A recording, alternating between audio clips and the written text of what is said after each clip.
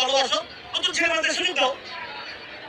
সিনেমাগুলো দেখি কততম আছে, কে রায়হান রাফি, কে ইকবাল, কে ইকবাল সাহেব আমাদের রায়হান রাফি ভাইকে চ্যালেঞ্জ ছুড়ে দিয়েছে, যদি সিনেমা হিট এভাবে এরকম হিট করাইতে পারে নতুন ছেলে মেয়েদেরকে দিয়ে করে দেখাইতে বলেছে। এই শাকিব খানকে দিয়ে মানে করে তো লাভ নেই, শাহরুখ খান সালমান খানকে দিয়ে যদি একটা নতুন প্রযোজক কাজ করা ওইটা হিট হবে। ও মানে এই টাইপের বুঝাইছে আর কি। শাকিব খান তো শাহরুখ খান সালমান খানের মতনই, তো শাকিব খানকে দিয়ে যেই মুভি বানাবে সেই হিট হবে।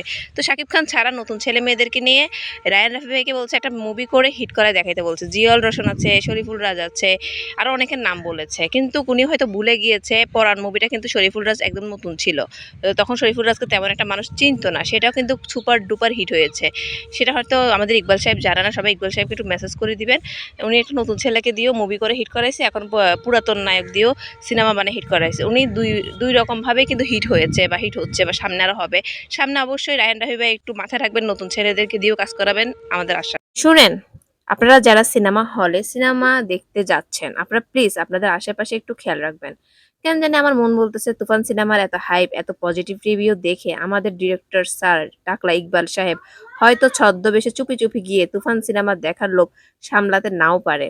না ধরেন মনে হইলো যে দেখে আসি তো রায়হান রাফি কি বানাইছে, আমার দ্বারা তো কখনো পসিবল না, দেখেই চোখের শান্তি নেই। প্লিজ আপনারা একটু আশেপাশে চেক